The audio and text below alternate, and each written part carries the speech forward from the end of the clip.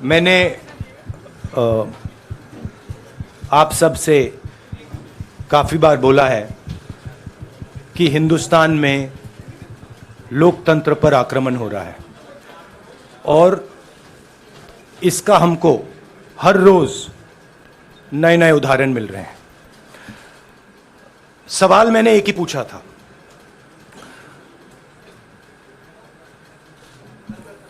Foundation पे जाता हूं,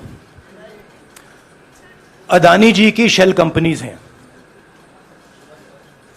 अदानी जी की शेल कंपनीज हैं, उसमें 20,000 करोड़ रुपया किसी ने इन्वेस्ट किया।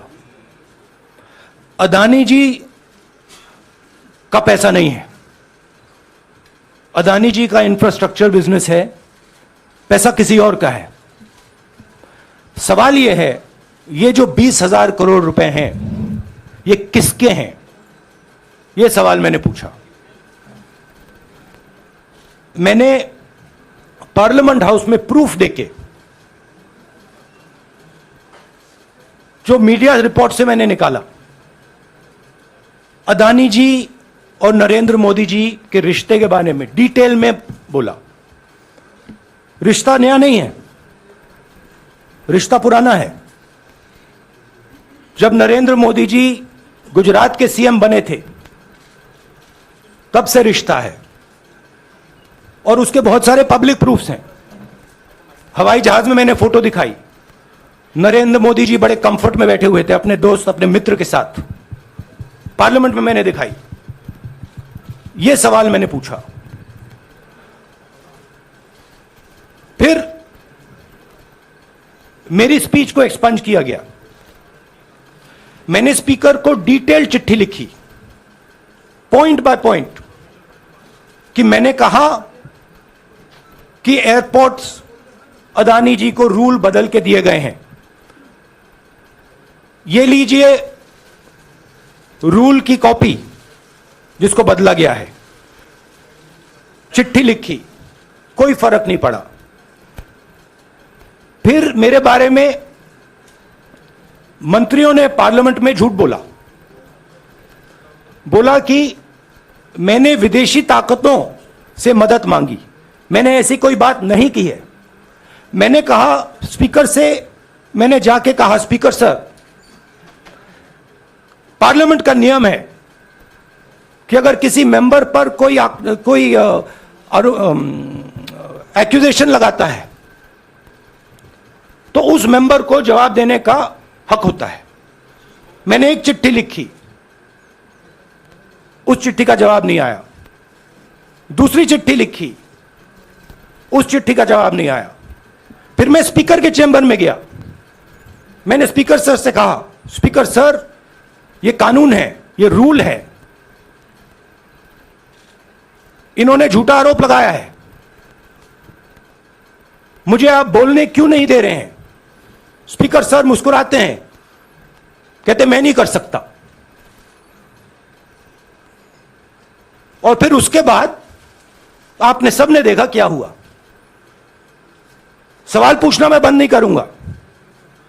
नरेंद्र मोदी जी का अदानी के साथ क्या रिश्ता है और 20,000 करोड़ रुपए किसके हैं, मैं पूछता जाऊंगा। मुझे कोई डर नहीं लगता इन लोगों से।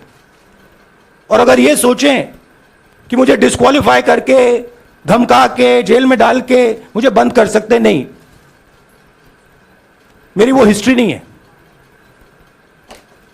मैं हिंदुस्तान के लोकतंत्र के लिए लड़ रहा हूं और मैं हिंदुस्तान के लोकतंत्र के लिए लड़ता रहूंगा। किसी चीज से नहीं डरता हूं, यह सच्चाई है। अब आप सवाल पूछिए। एक एक करके प्लीज। हाँ मोहित। राहुल जी, मोहित दुबे हूं मैं। मेरा सवाल यह है कि आप शहीदों, by the way, sorry, I just need to finish that. I left out a part. Look, I am here defending the democratic voice of the Indian people. I will continue to do that. I am not scared of these threats, of these disqualifications, of these allegations, of these prison sentences. I don't care. I'm not scared of them. Okay? These people don't understand me yet. I am not scared of them. They are used to everybody being scared of them. I am not scared of them. right? And I will continue to ask the question, what is the Prime Minister's relationship with Mr. Adani? Rahul ji, मैं मोहित दुबे हूं। मेरा सवाल यह है कि आप शहीदों के परिवार से आते हैं, आपकी दादी भी डिस्क्वालीफाई हुई, जनता के बीच गई, आप सत्ता में वापस आए। आज के दौर में राहुल गांधी भी डिस्क्वालीफाई हो गए हैं क्योंकि तमाम आपने इश्यूज को उठाया, चीन के इश्यूज को उठाया। क्या राहुल गांधी भी जनता के बीच में जाएंगे और वही वापसी फिर से करेंगे? राहुल गांधी भारत जोड़ो यात्रा में 4.5 महीने जनता के बीच में रहेंगे और वो मेरा काम है, वो मैं करता जाऊंगा। आज के हिंदुस्तान में जो पहले राजनीतिक पार्टियों को सपोर्ट मिलती थी, मीडिया से मिलती थी, बाकी इंस्टीट्यूशन से मिलती थी, वो नहीं मिलती है। तो ऑपोजिशन की पार्टीज को एक ही रास्ता है, जनता के बीच में जाने का। हाँ जी अनवर। सर, भारतीय जनता पार्टी ने आप पर ओबीसी समुदाय के अपमान का आरोप लगाया है, इस पर आप क्या जवाब देना चाहेंगे भारतीय जनता पार्टी को? मैं पिछले भारत जोड़ो यात्रा में, आप मेरी कोई भी स्पीच देख लीजिए, मैं वहां कह रहा हूं सब समाज एक हैं, सबको एक साथ चलना चाहिए, भाईचारा होना चाहिए, नफरत नहीं होनी चाहिए, हिंसा नहीं होनी चाहिए। तो मेरी पोजीशन बिल्कुल क्लियर है। ये ओबीसी का मामला नहीं है, ये नरेंद्र मोदी जी और अदानी जी के रिश्ते का मामला है। 20,000 करोड़ रुपए जो अदानी जी को पता नहीं कहां से मिले, उसके बारे में मैं सवाल पूछ रहा हूं और उसका जवाब चाहिए। बीजेपी ध्यान को भड़काने की कोशिश करती है, कभी ओबीसी की बात करेगी, कभी विदेश की बात करेगी, कभी कुछ और बात करेगी, कभी डिस्क्वालिफिकेशन की बात करेगी, मगर सवाल यही है 20,000 करोड़ रुपए, $3 बिलियन किसका था? संजय मिश्रा। और वो अदानी का पैसा नहीं हो सकता। संजय मिश्रा। आपने कहा आप डरते नहीं हैं, लेकिन स्टेट के टारगेट पे हैं और स्टेट आपके खिलाफ है, पूरी स्टेट, पूरी मशीनरी आपके खिलाफ है।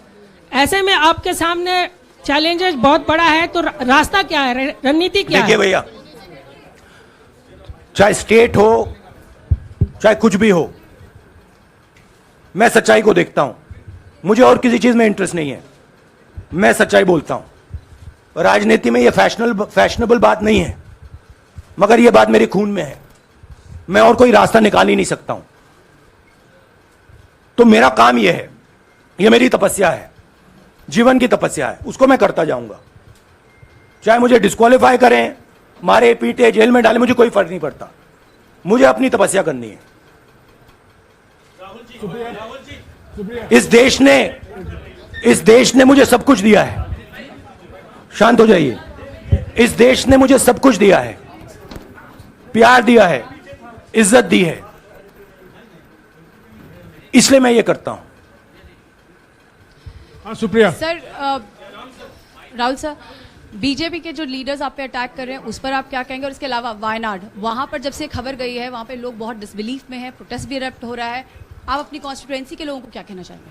नहीं, मैंने सोचा है कि मैं अपनी, देखिए मैंने कॉन्स्टिट्यूएंसी में भी बोला कि वायनाड के लोगों के साथ मेरा पारिवारिक रिश्ता है, फैमिली प्यार का रिश्ता है। तो मैंने सोचा कि मैं वायनाड के लोगों के लिए अपनी एक चिट्ठी लिखूं उनके लिए कि मेरे दिल में उनके लिए क्या है, तो वो तो मैं रिजॉल्व कर दूंगा। उनका, देखिए बीजेपी के नेताओं का काम यही है। देखिए वो सब नरेंद्र मोदी जी से डरते हैं, कारण आप जानते हो। नरेंद्र मोदी जी ने कहा कि देखिए ध्यान हटाना है। वो सब जानते हैं अदानी जी और नरेंद्र मोदी जी का रिश्ता, सारे के सारे जानते हैं क्या रिश्ता है, सब जानते हैं, मगर डरते हैं। तो अगर नरेंद्र मोदी जी ने उनसे कहा कि भैया ध्यान उधर करो, ध्यान उधर करेंगे। मगर सवाल यही है 20,000 करोड़ रुपए किसका है? हाँ जैनेंद्र। राहुल जी, पूरी कांग्रेस पार्टी, सर पूरी कांग्रेस पार्टी ये कह रही है कि आप चाहे वो गुजरात की कोर्ट ने आपको सजा सुनाई या आपका निलंबन हुआ, ये सब कुछ केंद्र सरकार प्रधानमंत्री के इशारे पर हो रहा है। लेकिन बीजेपी कह रही है कि कानून ने अपना काम किया है। तो जो ये दलील है कि कानून ने आपको सजा दी है और उसी की वजह से आपका निलंबन भी हुआ है, इस पर आप क्या देखिए, कहेंगे कि आपको लगता है कि लीगल PM के मैटर इशारे है, पर ये हुआ है? लीगल मैटर है। मैं हिंदुस्तान के लीगल सिस्टम को रिस्पेक्ट करता हूं। मैं लीगल मैटर पे इस प्रेस कॉन्फ्रेंस में बात नहीं करना चाहता हूं। हाँ संजीव। अगर आपके लीगल सवाल होंगे तो आप हमारी लीगल टीम से पूछ लीजिए। मंजरी।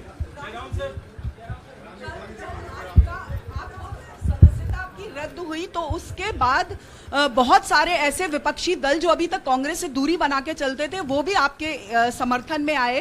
तो आपको क्या लगता है अब वो समय आ गया है जब सारे विपक्ष को एकजुट हो जाना चाहिए? मैं उन सब विपक्षी दलों का धन्यवाद करता हूं कि उन्होंने इस बात में हमारी सपोर्ट की और हम सब मिलके काम करेंगे।